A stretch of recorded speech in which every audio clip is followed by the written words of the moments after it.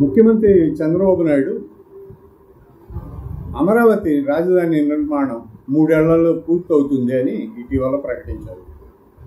2-3 రోజుల క్రితం ప్రకటించారు. ఇదే ప్రకటన ఆయన గెలిచి గత ఏడాది 2024 జూన్ 11న ప్రమాణ స్వీకారం చేసిన తర్వాత కూడా చేశారు. 3 ఏళ్లలో పూర్తి చేస్తాము. ఇప్పుడు ఏడాదిన్నర తర్వాత కూడా 3 ఏళ్లలో పూర్తి చేస్తామని చెప్తున్నారు. ఏం పూర్తి చేస్తారు? 29 గ్రామాలని ఒక మహానగరంగా హైదరాబాదు, బెంగళూరు, చెన్నైకి ధీటుగా ఈ 3 ఏళ్లలో అభివృద్ధి చెందుతుందా? అసలు హైదరాబాద్ కానీ, చెన్నై కానీ, బెంగళూరు కానీ ఈ రోజు ఉన్న స్థాయికి డెవలప్ కావడానికి ఎన్ని వందల సంవత్సరాలు పట్టింది? ఈయన 3 ఏళ్లలోనే పూర్తి చేస్తానంటే ప్రజలు నమ్మాలా? 3 ఏళ్లలో ఏం పూర్తి చేస్తారు? ఒక హైకోర్టు బిల్డింగ్, జడ్జిలకు నివాస భవనాలు, అధికారులకు, మంత్రులకు, ఎమ్మెల్యేలకు, ఎమ్మెల్సీలకు నివాస భవనాలు, ప్రభుత్వ కార్యాలయాలు, అసెంబ్లీ, సచివాలయం, ఇంతకు మించి ఏం కడతారు? ప్రభుత్వం ఏ పాలకుడైనా సరే ఏం చేస్తారు అంటే ప్రభుత్వ కార్యాలయాలు, ప్రభుత్వ ఉద్యోగులకు నివాస భవనాలు నిర్మిస్తాడు. వాళ్ళకి ప్రభుత్వ ఉద్యోగుల పిల్లలకు, కుటుంబ సభ్యులకు కావాల్సినటువంటి ఏమైనా పార్కులు 1-2 డెవలప్ చేసి వదిలేస్తారు. అంతే. మిగిలినవన్నీ కూడా ప్రైవేటు వ్యక్తులు చేసుకోవాల్సిందే. ఒక కార్ల షోరూమ్, ఒక కిరాణా షాపు, ఒక హోటలు, ఈ టీవీలు, ఫ్రిడ్జ్లు అమ్మే షోరూములు, ఇట్లాంటివన్నీ ప్రైవేటు వ్యక్తులు తీసుకొచ్చి అక్కడ పెట్టినప్పుడు అది ఒక మహానగరంగా అభివృద్ధి చెందుతుంది. దానికి 100 సంవత్సరాల సమయం పడుతుంది. ఒక్క రోజులో ఏ నగరాన్ని నిర్మించలేము.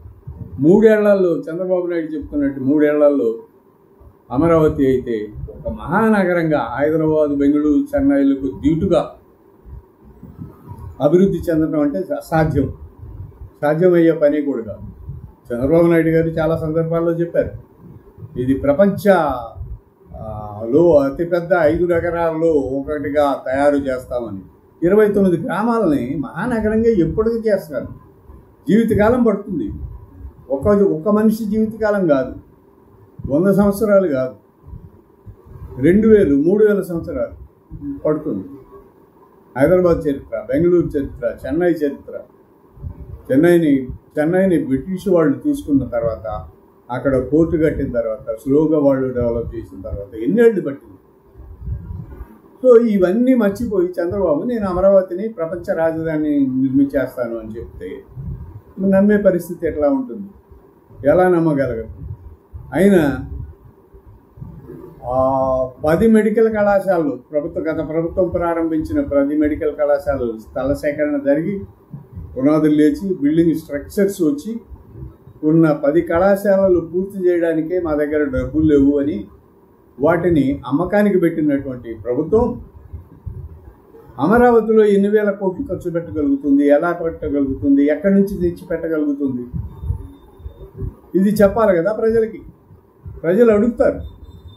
10 కళాశాలను నువ్వు అమ్మేయడానికి సిద్ధపడినప్పుడు ప్రభుత్వం దగ్గర డబ్బు లేదు అని ఆ 10 కళాశాలను 60-70%, 80%, 90% పూర్తయిన కళాశాలలు కూడా ఉన్నాయి. అందులో భవనాలు 1-2 తప్ప దాదాపుగా మిగిలిన భవనాలన్నీ కూడా దాదాపుగా పూర్తయి కొంచెం చిన్న వర్కులు, 1 ఫ్లోర్ 2 ఫ్లోర్ ఏవో ఉన్నాయి. కానీ చంద్రబాబు నాయుడు మాత్రం అసలు గత ప్రభుత్వం కళాశాలలు ఎక్కడ నిర్మించింది? ఒక పాడేరులో తప్ప ఎక్కడా నిర్మించలేదు అని అబద్ధాలు చెప్తున్నారు. పత్రికాముఖంగా కూడా అబద్ధాలు చెప్తున్నారు. మీడియా సాక్షిగా మైకు పట్టుకుని మరీ అబద్ధాలు చెప్తున్నారు. వెళ్ళి చూసిరండి. వైసీపీ నాయకులు వెళ్తున్నారు కదా, వెళ్ళి వీడియోలు తీస్తున్నారు. ఆ వీడియోలు చూడండి. పులివెందుల కళాశాల ఎంత పూర్తయింది, బాపట్ల కళాశాల ఎంత పూర్తయింది, విజయనగరం కళాశాల ఎంత పూర్తయింది, ఏలూరు కళాశాల ఎంత పూర్తయింది, ఇవన్నీ తెలుస్తాయి కదా. రాజమండ్రి చూస్తే తెలుస్తాయి. చూస్తూ కూడా నువ్వు ఎక్కడ కట్టారు, కాలేజీ లేకుండానే కట్టామని అబద్ధాలు చెప్తున్నారు అంటూ అబద్ధాలు మాట్లాడితే, నువ్వు కట్టే అమరావతి గురించి ఎన్ని అబద్ధాలు మాట్లాడాలి? నువ్వు కడతానని చెప్పి అమరావతి గురించి ఎన్ని అబద్ధాలు మాట్లాడాలి? ఇప్పటికీ నీళ్లు తోడుతున్నారు అమరావతిలో, భవనాల మధ్యలో ఉన్న నీళ్లు, గుంతల్లో పడ్డ నీళ్లు తోడి బయట పోస్తున్నారు. అది అమరావతి పని.